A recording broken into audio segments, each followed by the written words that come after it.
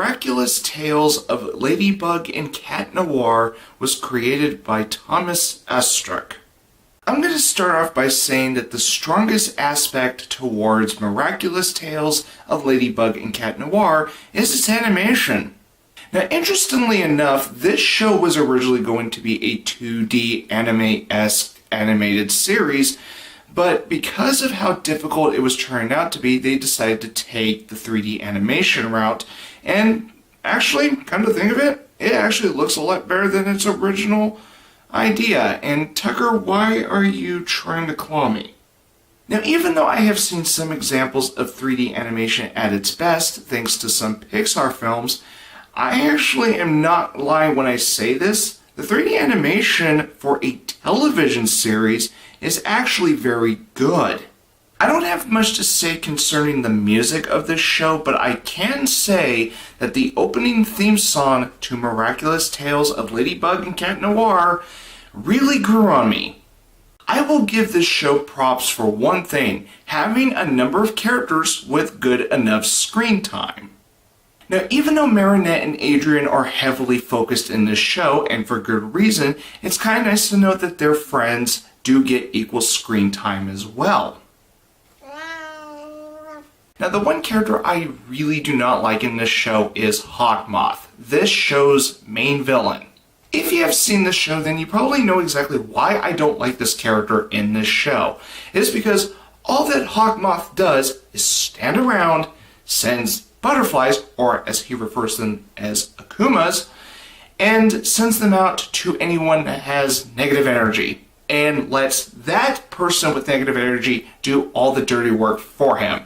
And Hawkmoth's goal is to have his minions take the Miraculouses from Ladybug and Cat Noir. Why? Because he wants to rule the world. Of course! This actually ties into my biggest problem with Miraculous Tales of Ladybug and Cat Noir. 99% of Season 1 follows the same episode structure. Every episode of Miraculous Tales of Ladybug and Cat Noir showcases someone having a bad day, and somehow the villain Hawkmoth becomes aware of it, so he sends out an Akuma to evilize that person because of that person's negative behavior. Also, in every episode of this first season, we get Hawkmoth saying, "Go, my evil Akuma. Go and evilize that person and have them bring the Miraculous to me." And then a minute later, "I am Hawkmoth. I will give you these powers in one condition. I want you to get Ladybug and Cat Noir's Miraculouses and bring them to me." Every episode just so happens to have Ladybug and Cat Noir stopping Hawkmoth's minions, saving the day, and sometimes we get Hawkmoth in his lair saying, "I will get those Miraculouses next time," or, "You think that it was the last of me, Ladybug? I will be back next time." That's another problem with Hawkmoth. He's got every villain cliche in the book. Not to mention, he hardly does anything but send out butterflies and makes minions for him. He just sits and lets the minions do all the dirty work, like I mentioned just not too long ago. Now, even though I have stated that the animation in the first season of Miraculous Tales of Ladybug and Cat Noir does look nice, even the animation is recycled in certain areas in every episode, other than the one that you initially watched this show with. The result of the writing towards the first season of Miraculous Tales of Ladybug and Cat Noir is that this show is very repetitive with the first season alone. The first season of Miraculous Tales of Ladybug and Cat Noir is actually available on DVD through Shout Factory, and only on DVD. Now, even though this show was broadcasted in high definition, I do like to know why this show never got released on Blu-ray yet. And also, the episode order of the volumes that are being released are actually according to the United States broadcast order, if I looked at it correctly. And the reason I bring up the American broadcast order is because the American broadcast order is in a different episode order than the original French broadcast. Regardless of which broadcast order you choose, the result is pretty much the same, and I really got nothing more to add regarding this first season of Miraculous Tales of Ladybug and Cat Noir. Overall, I cannot say that the first season of Miraculous Tales of Ladybug and Cat Noir is great, but I also cannot say that it is bad either. I think it's okay.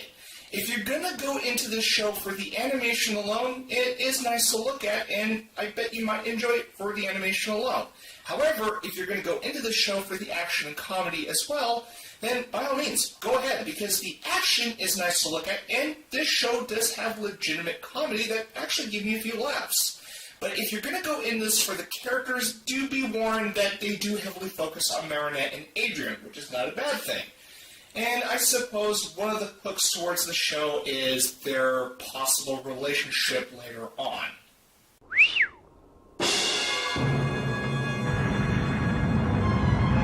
If you're going to go into this show for the plot, then you may want to look elsewhere, because I did state not too long ago that the writing is very repetitive in the first season of Miraculous Tales of Ladybug and Cat Noir. When it comes to the voice acting, the original French version sounds good. And since this show is set in France, one would probably think that this show would be suited best in French with English subtitles. Now, as much as I don't mind the original French version, I do have to give the English dub some props, because I really like the voices maybe a little more in the English dub. After experiencing the first season of this show, I think kids would find something to enjoy while watching Miraculous Tales of Ladybug and Cat Noir.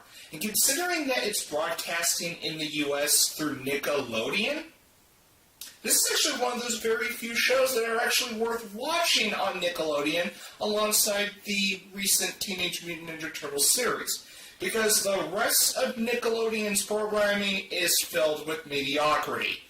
And since this show is one of those few watchable shows on Nickelodeon, that is saying a lot. I am going to give the first season of Miraculous Tales of Ladybug and Cat Noir a 5.5.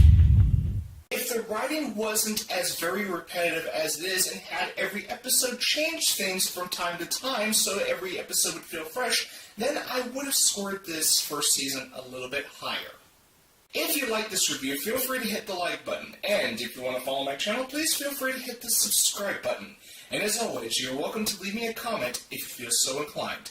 And thank you for watching my review of the first season of Miraculous Tales of Ladybug and Cat Noir. And I will see you in the next review.